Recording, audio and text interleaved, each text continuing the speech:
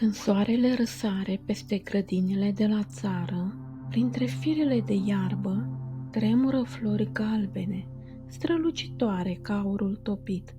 Sunt gălbenelele, plante modeste, dar cu o forță tainică, cunoscute de sute de ani drept doctorul pielii. În fiecare petală, în fiecare picătură de sevă, gălbeneaua poartă energia luminii, iar oamenii au învățat să o transforme în balsam, ceai, tinctură și leac pentru trup și suflet. Denumirea științifică a gălbenelei este Calendula officinalis și face parte din familia Asteraceae, din care mai fac parte margaretele, mușețelul, coada șoricelului. Îi se mai spune flori de aur, ochișori de zi și căldărușe. Ea este originară din zona mediteraneană și cultivată în întreaga Europa, Asia și America. Denumirea de calendula vine din latinescul calende, adică prima zi a lunii, sugerând faptul că planta înflorește aproape tot anul, din primăvară până târziu în toamnă. Gălbenelele sunt plante erbacee anuale, înalte de 20-60 de centimetri, cu tulpini drepte, ușor păroase și frunze verzi mătăsoase. Florile, adevăratul lor tezaur, sunt compuse din margini petalate galbene sau portocalii, dispuse în capitule largi care se deschid doar la lumină și se închid odată cu apusul. Mișcarea lor este un ceas natural. Florile se deschid între orele 7 și 17, motiv pentru care țăranii le numeau orologiul soarelui. Preferă locurile însorite, solurile ușor argiloase și bine drenate. Înflorește din mai până în octombrie, fiind adesea cultivate în grădini. Gălbenelele iubesc căldura, dar rezistă și în regiunile temperate. În România se găsesc peste tot, de la câmpie până la deal, în grădini, margini de drum și gospodării. Părțile folosite ale plantei sunt florile, capitulele galbene, uneori și frunzele tinere. Recoltarea se face dimineața, după ce se ridică roa, în plină înflorire. Se aleg florile complet deschise, fără pete brune. Uscarea se face la umbră în strat subțire, la temperaturi sub 35 de grade, pentru a păstra uleiurile volatile.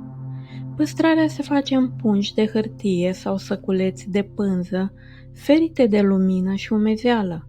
Florile bine uscate își păstrează culoarea vie și parfumul dulce amărui, semn că sunt încă pline de putere.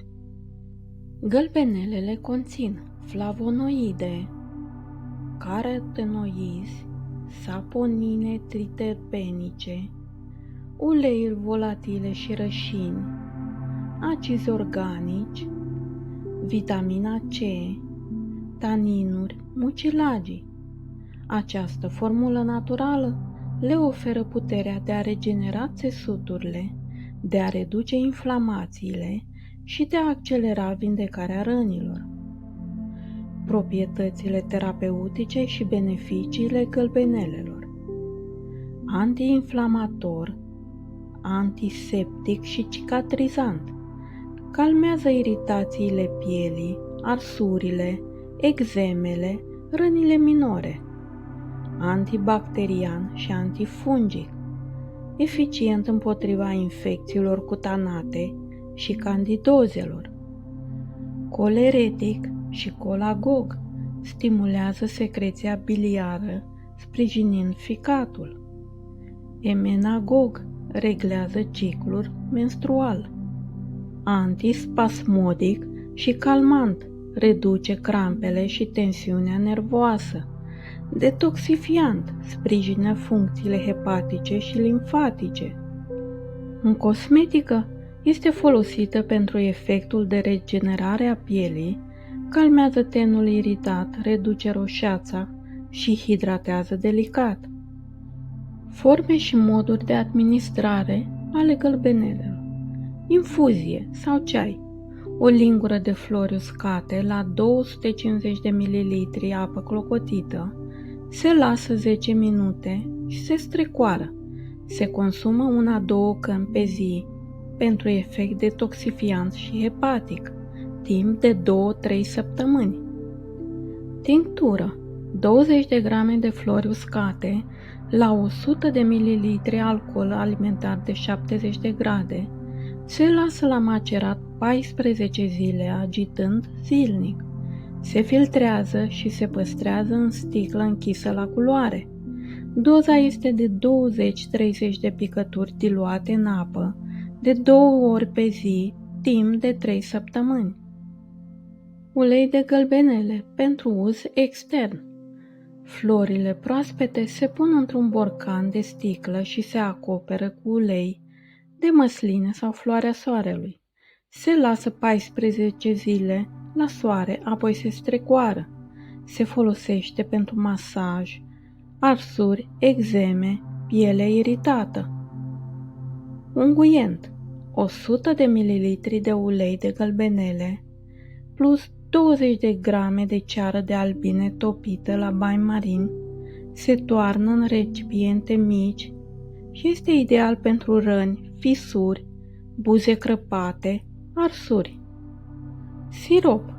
2 pumni de flori la 1 litru de apă se fierb 5 minute. Se adaugă 1 kg de miere. Este util în inflamația ale gâtului și pentru imunitate. Pulbere. Florile uscate se macină fin. Se ia o linguriță pe zi pentru efect antiinflamator intern. După 3 săptămâni de utilizare internă, se recomandă o pauză de 10 zile.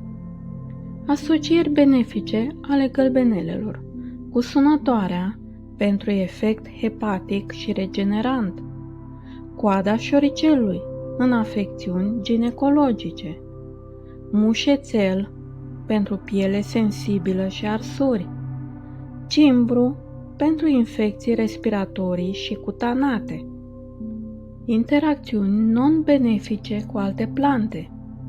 Evită combinarea cu plante puternic sedative, cum sunt valeriana, hameiul, poate accentua somnolența. Asocierea excesivă cu plante coleretice, cum ar fi arumurariu, anghinare, poate supra-solicita ficatul. Gălbenelele pot produce reacții alergice la persoanele sensibile la familia Asteraceae. Se evită contactul cu ochii în formele uleoase și nu se recomandă ingerarea uleiului de gălbenele. În doze excesive poate provoca greață, crampe abdominale, somnolență ușoară și tulburări digestive. Nu se recomandă gălbenelele în sarcină, deoarece are efect ușor uteroton. În alăptare, fără aviz medical. Persoanelor alergice la margarete, mușețel, crizanteme. Gălbenelele pot amplifica efectul sedativ al medicamentelor pentru somn.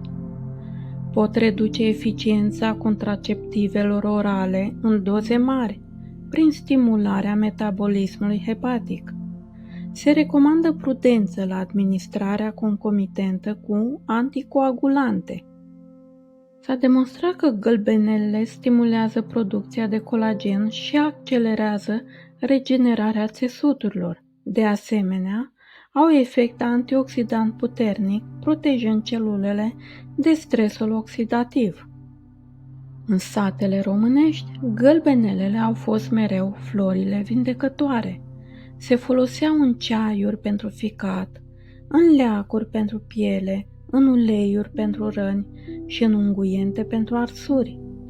Femeile le puneau în alifii, iar bătrânii spuneau că unde sunt gălbenele, doctorul nu trebuie chemat.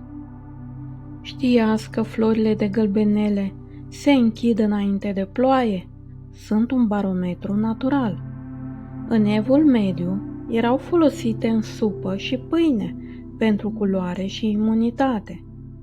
NASA a testat extracte de gălbenele pentru regenerarea celulară în condiții de microgravitație.